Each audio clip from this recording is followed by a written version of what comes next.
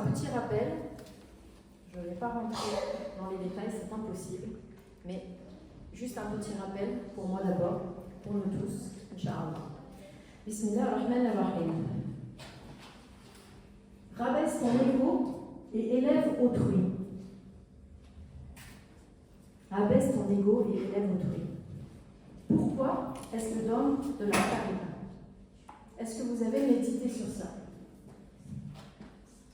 En y réfléchissant, ça ouvre plein de sujets. Ça nous ramène à plusieurs piliers de la religion. Tout le bien vient de Allah, la foi et tout ce qu'elle contient, la nefs, etc. La foi, tout d'abord. La religion de l'islam a 3 degrés. L'islam, al-iman, al-ihsan. L'islam est, comme l'a défini le prophète, alayhi salatu wassalam, lorsque Jibril alayhi salam l'interrogea à ce sujet, l'islam consiste à attester que nulle divinité n'est digne d'être adorée en dehors d'Allah et que Mohammed est le messager d'Allah. À accomplir la prière, à s'acquitter de la zakat et à jeûner le mois de Ramadan, à accomplir le hajj, le pèlerinage, pour celui qui en est capable. Ensuite, al-iman, la foi. Comme l'a dit le prophète, sallallahu alayhi wa sallam, al-iman consiste à croire en Allah, en ses anges, en ses livres, en ses messagers, au jour du jugement dernier, à la prédestination, qu'il s'agisse d'un bien ou d'un mal.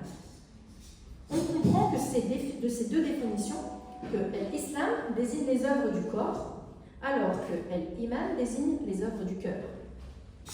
Quant à l'ihsan, c'est le degré le plus élevé de la religion, et c'est vers quoi tend toute personne qui entre dans la tariqa. L'ihsan désigne le fait d'adorer Allah comme si on le voyait, car si on ne le voit pas, lui, il nous voit. Telle est la définition qu'en donna le prophète, alayhi salatu wassalam. C'est-à-dire que l'ihsan possède 2 degrés. Le plus élevé étant d'adorer Allah comme si on le voyait, et si on en est incapable d'atteindre ce degré, alors il faut adorer Allah tout en ayant la certitude que lui nous voit et qu'aucun acte ne lui échappe. On comprend alors que l'excellence dans la religion, c'est d'être dans un état de servitude où l'on contemple Allah à chaque instant. Donc si tu vois un défaut, une erreur chez les gens, c'est que tu es loin d'avoir réalisé l'excellence, car l'excellence, tu es censé voir ce qui vient de Allah, et Allah dit que le bien vient de lui. Tout bien qui t'atteint vient de Allah, Azawajal.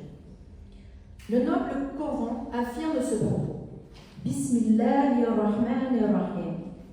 Tout bien qui t'atteint vient de Allah, et tout mal qui t'atteint vient de toi-même. Et nous t'avons envoyé aux gens comme messagers, et Allah suffit comme témoin. Surat Nisa, verset 79. Il n'y a aucun doute sur ceci. Ce qui atteint le serviteur comme prospérité, aisance, bonne santé, salut, provient de la bonté et de la bénédiction de Allah. Et non pas parce que le serviteur le mérite, ou que c'est l'un de ses droits. De même, ce qui atteint le serviteur comme misère, adversité, malheur ou peine, bien que rien ne se produise sans la volonté de Allah, n'est que la conséquence de ses péchés. Le bien est prédestiné, tout comme le mal. Le premier est à l'origine un don, une bénédiction d'Allah, le second est dû au péché. Tu dois donc renvoyer le bien constamment à Allah. La moindre bonne action, la moindre préservation provient de Allah. Nous pouvons prendre comme exemple Sayyiduna Yusuf, qui, malgré l'insistance de la femme du ministre El-Aziz, a résisté à l'adultère. Mais malgré le fait qu'il n'ait pas succombé, qu'est-ce qu'il a dit? Il a dit, Bismillahirrahmanirrahim, je ne m'innocente pas cependant, parce que l'âme est très incitatrice au mal. Et à moins que mon Seigneur, par miséricorde, la préserve du péché, mon Seigneur est certes pardonneur et très miséricordieux. Surat Yusuf, verset 53. Il ne s'est pas attribué le mérite de cela, mais il l'a bien renvoyé à Allah et à sa miséricorde. Alors, Qu'as-tu, toi, à te vanter d'avoir accompli telle chose avec facilité? J'ai fait ceci, j'ai fait cela, Ce don, est-ce qu'il t'appartient? Es-tu en droit de t'en attribuer le mérite? Élève autrui et rabaisse ta propre personne.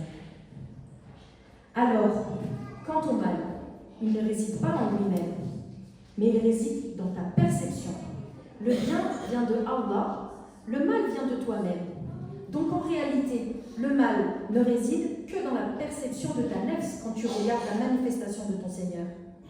Et du fait que tu ne vois pas le Créateur se manifester derrière la créature, c'est juste une preuve de ton éloignement divin et du fait que tu affirmes ta nefs. Qu'as-tu à jalouser cette sœur qui a de la facilité à s'exprimer en public, à cuisiner, à se lier aux autres? N'est-ce pas Allah qui lui a accordé ça? Tu as la foi, alors tu dois croire en la prédestination. Ce dont Allah lui a destiné à cette sœur. Bismillah ar-Rahman ar-Rahim. Inna kulla shay'in khalaqnahu biqadar.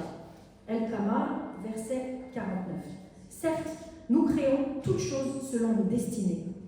Tu remets donc en question la volonté divine. Ce don lui est prédestiné. Pourquoi espères-tu qu'elle ne l'est pas? Quand tu le nies, ne nies-tu pas ta propre foi? Ne devrais-tu pas être heureuse que ton Seigneur te montre ce don que tu pourrais toi-même exploiter? Parce que n'oublie pas, le croyant est le miroir de son frère. Sidi Shir, explique dans une Mudakara que ce que l'on voit chez sa sœur est un signe, une indication, une révélation qu'Allah nous fait. Et cette révélation se fait par l'intermédiaire de cette sœur. Les choses que nous percevons comme de bonne qualité, nous devons les considérer comme un don d'Allah et nous efforcer de les mettre en application pour nous-mêmes. Parce que tout le bien vient de Allah. Et lorsque nous sommes témoins d'une mauvaise action, que nous constatons un défaut, nous devons nous l'attribuer, car si nous ne l'avions pas en nous, Allah ne nous l'aurait pas révélé. Ce sont mes propres actes qui se révèlent par l'intermédiaire de ma sœur. Sidi Shir indique que le véritable péché pour les arifin, les connaissants, c'est la mauvaise opinion de Allah, du destin qu'il nous a attribué. C'est pour cela qu'il faut absolument mettre en application ce hadith, ce qui implique un travail perpétuel du disciple. Sans cela, nous ne voyons que les mauvaises choses chez nos sœurs. Et rappelons-nous, tout le bien vient de Allah. Rabaisse ton ego et élève autrui. Une fois que nous nous sommes dit tout cela, n'est-ce pas un peu plus parlant? Qui élèves-tu en élevant ta sœur? Qui élèves-tu en élevant ta sœur? Je me fais ce modeste rappel pour moi-même d'abord, bien sûr, mes sœurs, les barakat Sidi Shir. Et je vous le partage, parce que le partage aussi est un bien qui vient de Allah. Partageons notre savoir, partageons nos compétences qu'Allah nous a accordées. Pourquoi les garder pour nous? Vous avez déjà été confrontés certainement à la sœur qui sait super bien cuisiner un plat, mais qui ne veut pas donner sa recette. C'est incompréhensible, on est d'accord? Allah a donné la zakat comme un pilier de l'islam. La zakat, c'est quoi? C'est le partage de ses biens. C'est bien que le partage est un élément essentiel de notre religion. Tu partages, tu te purifies, tu obéis à Allah, tu accomplis une adoration, tu accrois ta foi, masha'Allah. Et ta sœur, tu lui apprends quelque chose qu'elle ne sait pas. Tu la soulages. Et le prophète, alayhi salatu wassalam, a dit: celui qui soulage un croyant d'un souci, d'une nécessité parmi les soucis de l'ici-bas, Allah le soulage d'un souci parmi les soucis du jour du jugement.